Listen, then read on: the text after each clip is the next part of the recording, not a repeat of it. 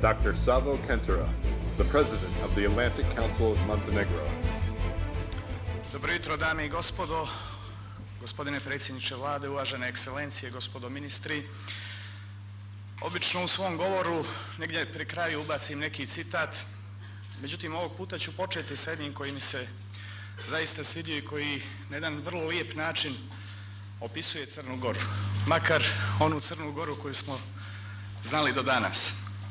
Citat je našeg istaknutog intelektualca, političara i diplomate, pomalo i zaboravljenog možda u Crnoj Gori, Veljka Vlahovića, koji kaže: Crna Gora je morska pjena i snježna prašina, igra kamenih litica i sunovrat potoka, grohot bitaka i pijanstvo ratova. To je zemlja nade i očajanja, jave i snoviđenja. Izrešetana je kuršumima i gromovima. U njoj su izgubljene staze mira i spokojstva. Crna Gora nikada nije molila da je ne kažnjavaju zbog ljubavi prema slobodi, ali nikada nije shvatila zbog čega je ta ljubav grijeh. To je zemlja najveće krajnosti, dubokog mraka i raskošne svjetlosti. To je nikad napisana istorija u kojoj su ljudi vjekovima plakali kriomice i svoje i tuđe suze. Ovo je Crna Gora koju svi manje više dobro poznajemo. Ovo je Crna Gora koja mora ostati dio istorije. Dosta je bilo grohota bitaka i pijanstva ratova, očaja i mraka. Ulaskom Crne Gore u NATO ispisujemo stranice nove istorije u kojima, nadamo se, neće biti ni suza, ni grijeha slobode, te da ćemo konačno učvrstiti staze mira i spokojstva. Dozvolite mi, dame i gospodo, da vam poželim dobrodošlicu u Crnu Goru i Budvu, Crnu Goru kao najmlađu članicu NATO saveza.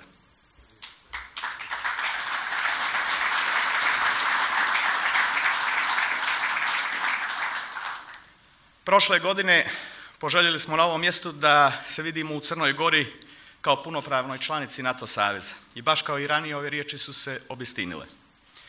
Za manje od 2 nedjelje crnogorska zastava će se zavijoriti ispred sjedišta NATO-a u Briselu, a uskoro će i sam formalno pravni proces biti završen. Članstvo Crne Gore u NATO nije nikakva nagrada, već nešto što je zasluženo dugogodišnjim naporima i posvećenošću. Ovaj put nije bilo ni malo lak, ali je na kraju država pokazala nedvosmislenu političku volju i uz pomoć svih segmenata društva, gdje prije svega mislim i na nevladine organizacije, medije, političke partije i građane, dovela ovaj proces do kraja. Za Crnu Goru članstvo u NATO predstavlja istorijsku prekretnicu.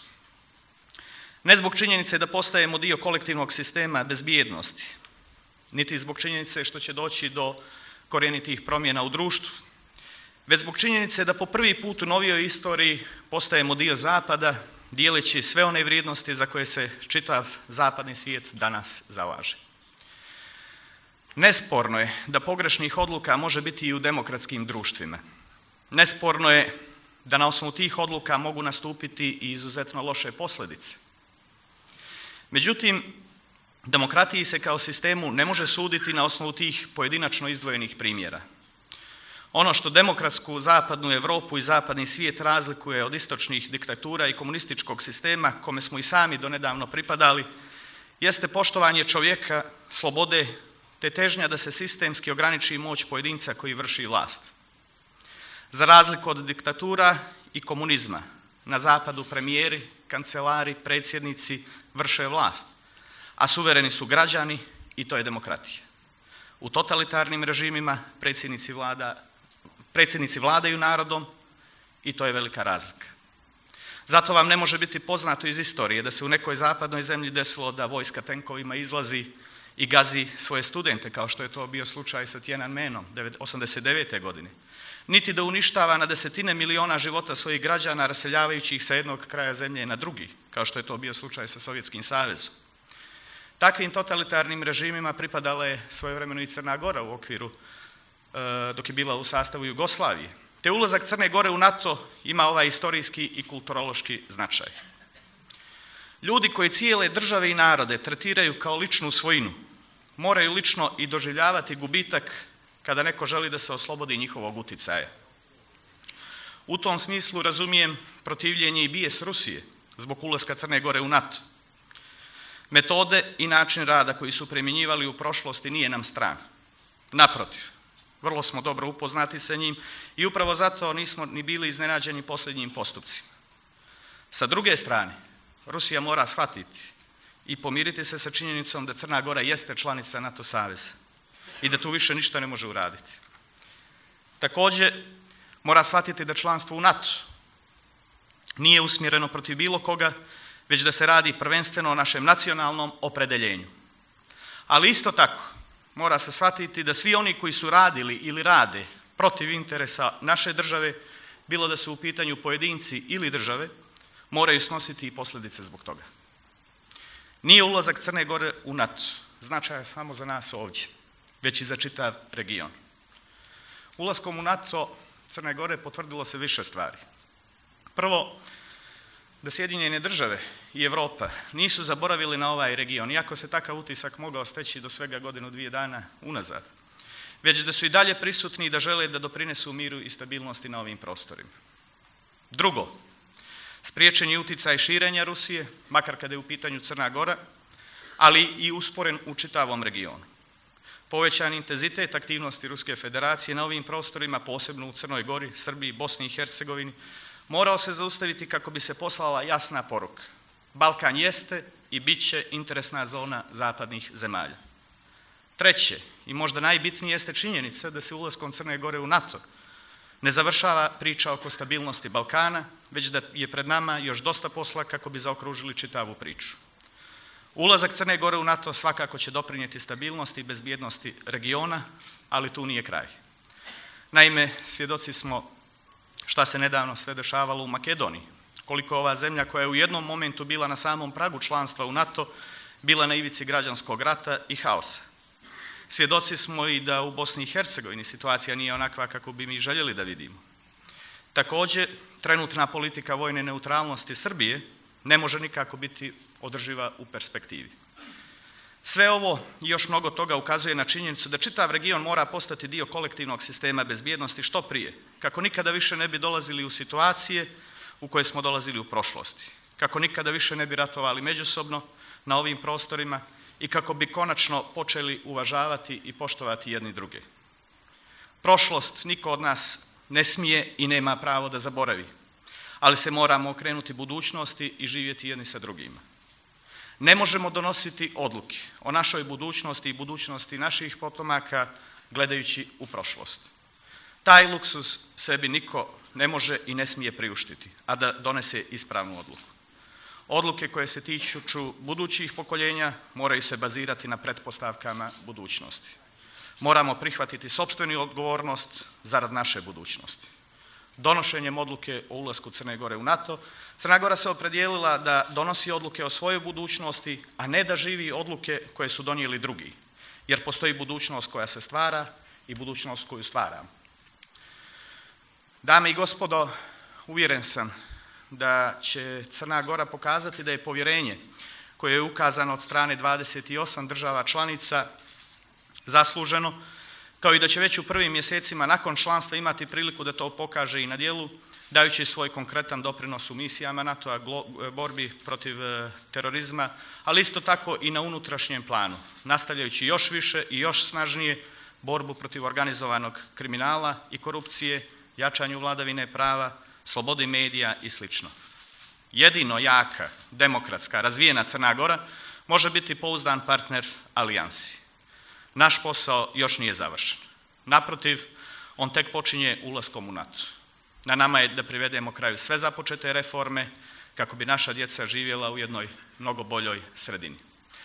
Na samom kraju dozvolite mi da se zahvalim svima onima koji su omogućili da se ovaj forum po 7. put održi u Crnoj Gori i čini mi se da je već Crna Gora postala prepoznata po tome što je stvorila jedan događaj i pokazala da može biti mjesto gdje se o globalnim temama može razgovarati u jednoj maloj, geografski maloj zemlji kao što je Crna Gora. Prije svega predsjedniku vlade, gospodinu Markoviću i vladi kao pokrovitelju koji su prepoznali značaj ovog foruma od samog početka, ambasadi Sjedinjenih država, NATO-u i Balkan Trust for Democracy kao našim strateškim partnerima, ali isto tako generalnom sponzoru bez koga ne bi bilo moguće održavati sve ovo na ovom lijepom mjestu, Montenegro Stars grupi i hotelu Splendid i gospodinu Žarku Raduloviću, kompaniji Plantaže, nadam se da će i njihova vina uskoro se prodavati još više na zapadnim tržištima, ako ne u Rusiji, i svima onima koji su pomogli održavanje ovog foruma. Hvala vam još jednom.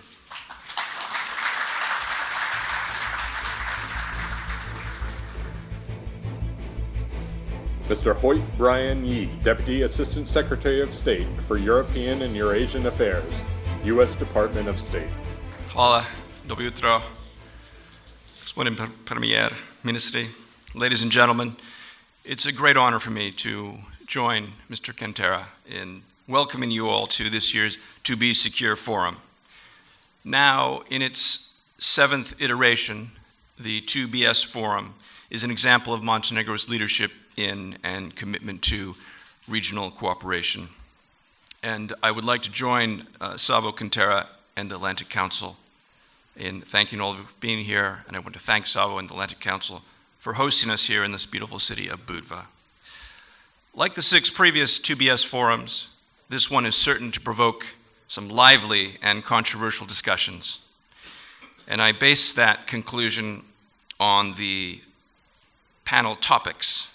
For example, fragmentation of the Western Balkans, NATO inciting confrontation, is the US committed to European security, Russia regaining power in Southeast Europe, the post-truth era and the end of democracy, and my favorite, the insidious wiles of American influence. Several of these topics read a little bit more like an index for a radical fake news blog site than a 2BS forum program, but I congratulate you on coming up with topics that have drawn such a huge crowd. Congratulations. The theme of this year's To Be Secure Forum is the challenges of changing politics and shifting alliances. This is an appropriate theme as we have seen some tectonic shifts in the political and security landscape over the past year. And to kick off today's discussion, I wanted to share just a few observations on what I think has changed, what has not changed, and what should change. In the past year, there have been a number of game-changing events and developments that have dominated the European political agenda. The migration crisis, ISIS terrorist attacks, the rise of the far right and nationalist populism, aggressive Russian interference in the Balkans, weakening energy security, interethnic tensions, and in the recent case of Macedonia, even violence. However, I think many of you here today would agree that, at least in the Balkans, the most dramatic, transformational development in the past year has been Montenegro's accession to NATO.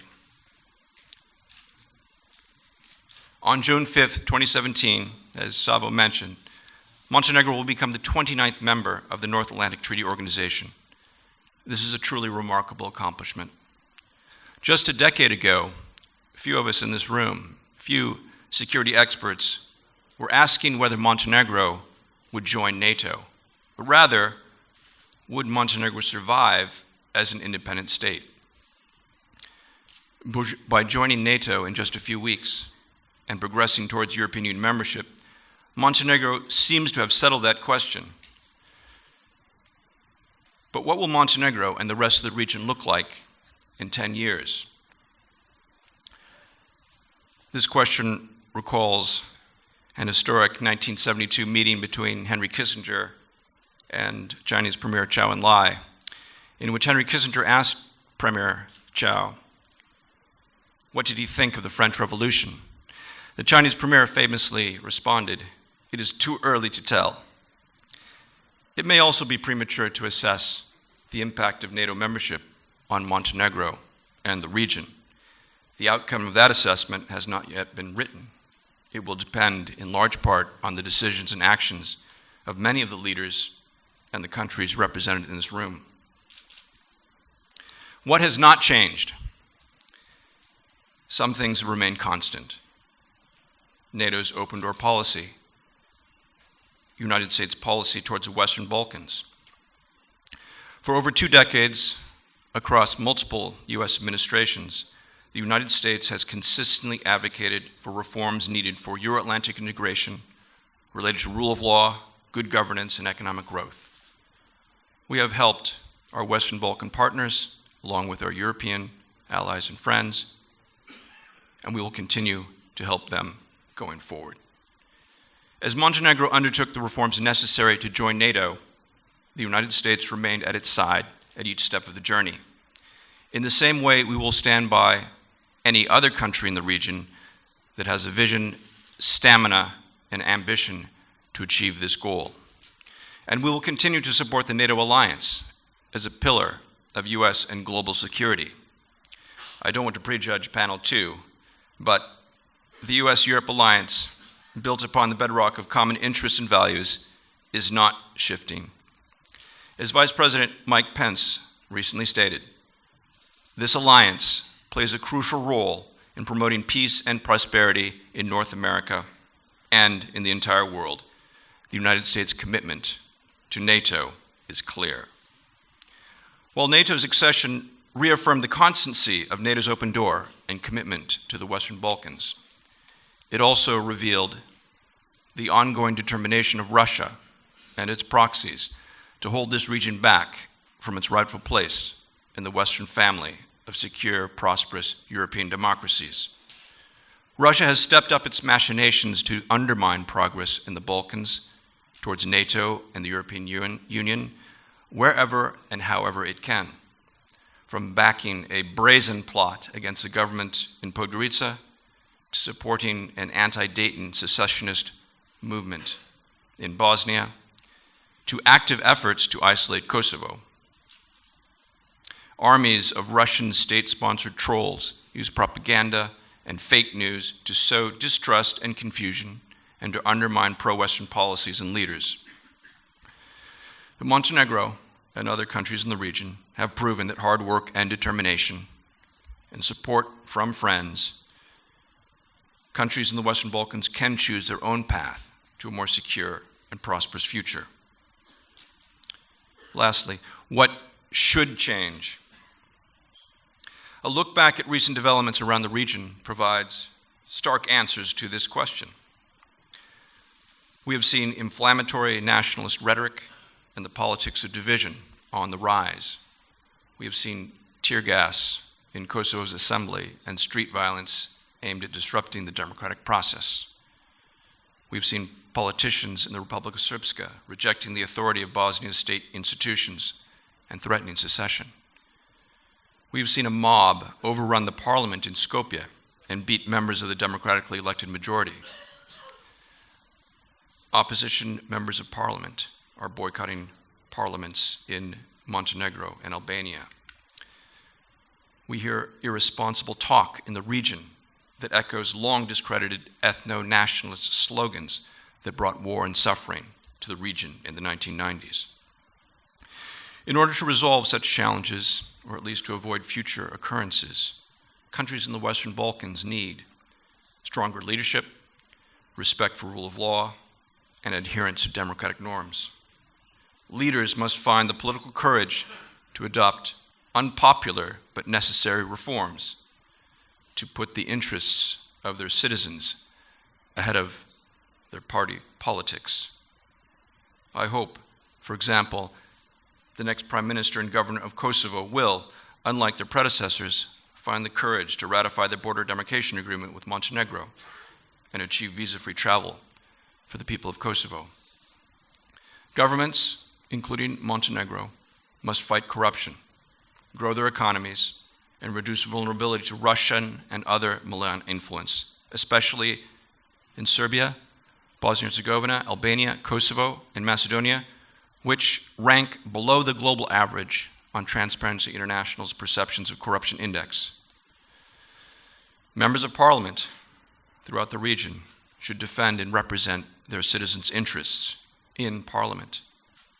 MPs who boycott Parliament are abdicating their responsibilities and ignoring the advice of former President Theodore Roosevelt, who said, "It is always better to be the courageous leader in the arena rather than a critic or spectator on the sidelines. There are recent examples of positive developments in the Balkans that offer reason for hope and optimism throughout the region. In Bosnia, the adoption by the Tri-Presidency of the Defense Review Initiative demonstrated political will to build a professional armed forces in line with NATO standards. After the violence broke out in the Macedonian parliament on April 27th, political leaders and the people of Macedonia called for calm and a peaceful transition of power. Last November, Macedonia, Albania, and Kosovo thwarted an attempted terrorist attack on an Albania-Israel football match in Shkodër, arresting 25 suspects across 3 countries. This incident underscores the importance of strengthening cross-border cooperation in interdicting terrorist networks. That is why the U.S. will continue helping to bolster the region's efforts to counter terrorism and the rise of violent extremism, because these are serious threats to international security, our values, and our way of life. Greater diversification of energy resources is also integral to NATO national and regional security. We see in Ukraine just how important energy security is and how energy dependence can be used as a political weapon. The countries of the Western Balkans should accelerate efforts to develop multiple routes and sources for reliable energy supply, such as a long-planned Kirk liquefied natural gas terminal. In closing, the security challenges in the Balkans continue to evolve. So must our responses. We need to address the root causes of the problems, not just the symptoms. For example, political reforms in Bosnia and Herzegovina, not only social and economic. We must inject a sense of urgency in our efforts, recognizing that in the Balkans there is never a good time for hard decisions, and that problems left unresolved will get worse before they get better. The United States will do its part, including by helping our partners fulfill their commitments and holding them accountable when they do not. Ultimately, however, the elected leaders in the region, in government and in parliament, will determine whether and how their countries advance or fall behind. Ordinary citizens also need to engage through civil society, free media, and democratic elections to demand and hold their leaders accountable. To the Montenegrin leaders here today, the decisions you and your predecessors made a decade ago set you on a course for the lofty goal you will achieve on June 5th. The decisions you make in 2017 will determine whether and what political and economic milestones you reach in the next decade and beyond. To all the participants from the region here today, the United States will continue to stand with you and support you along the road that you have freely chosen, the path that leads west. Thank you, and I look forward to today's conference.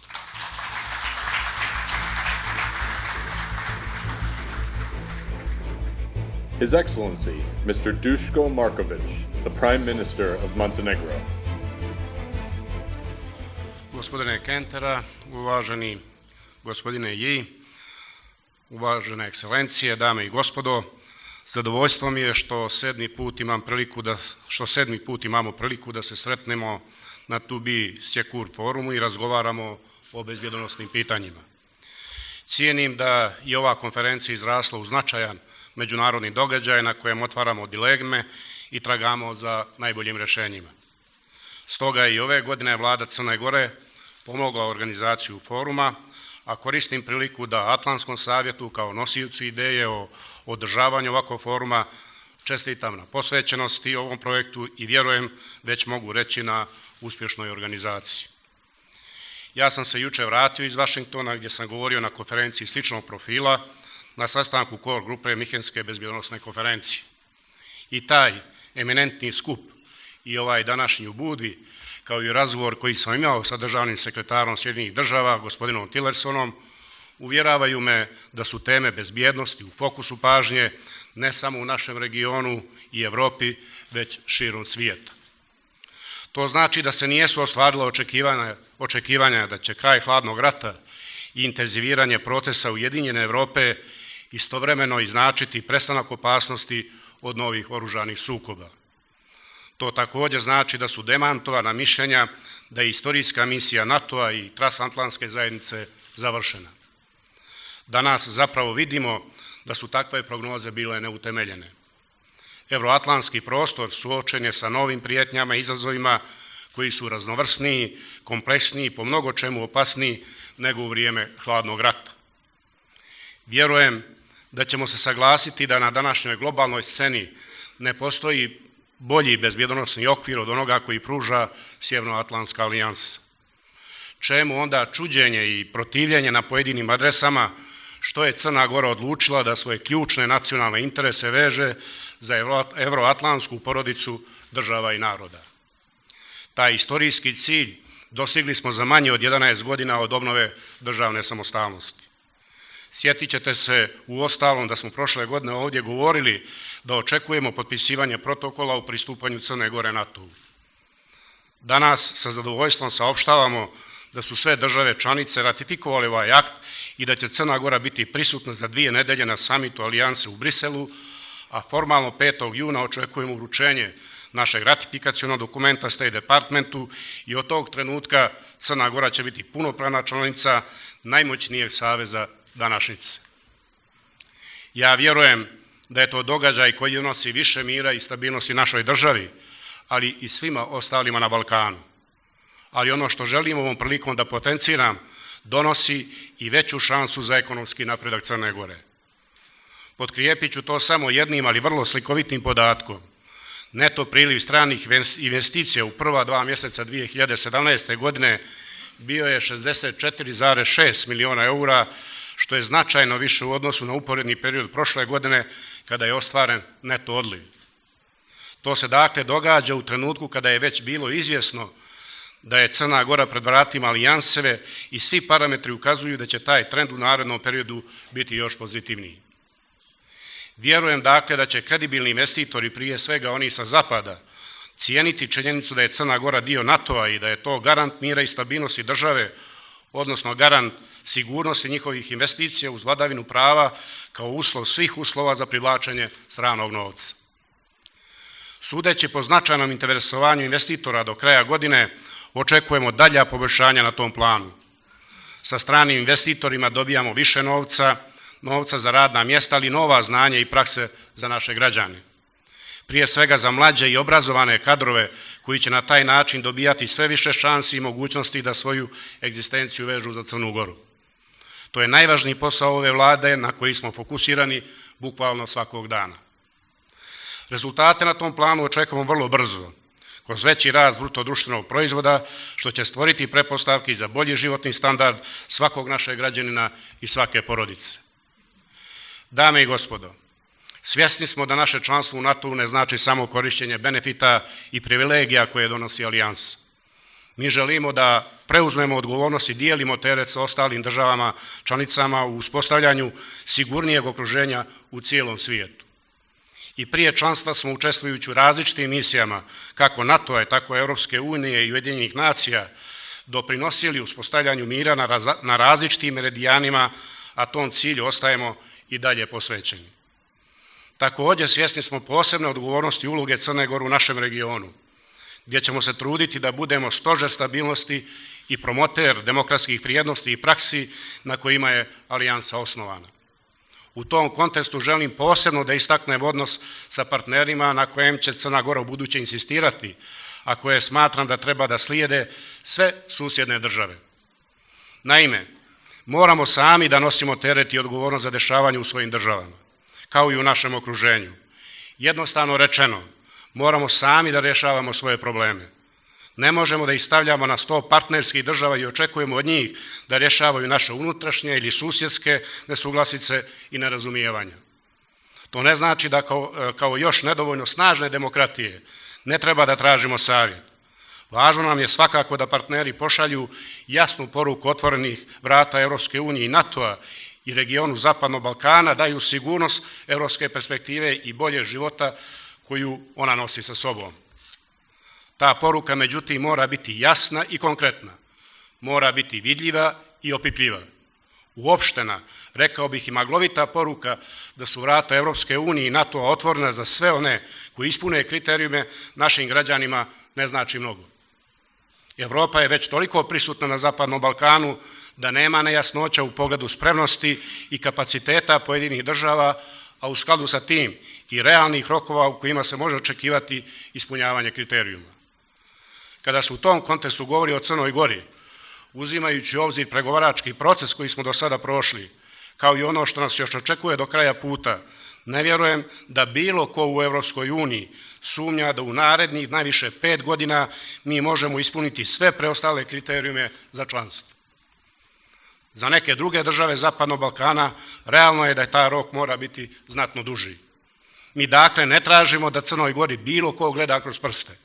Tražimo da se naši rezultati realno vrednuju i da nam Evropska komisija jasno kaže: ako budete radili kao do sada, završit ćete posao za 5 godina. To bi bio novi podstrek za državnu administraciju, to bi bila vidljiva perspektiva za naše građane. Konačno, to bi bio znak da Evropska unija istinski drži svoja vrata otvorenim za Zapadni Balkan sa jasnom vizijom i dinamikom budućnosti. U konačnom, to bi dalo novu snagu evropskom entuzijazmu u našem regionu i snažno doprinijelo stabilizaciji prilika, očuvanju mira i bezbjednosti. Hvala vam na pažnji, želim vam uspješan rad i ugodan boravak u Budi i Crnoj Gori.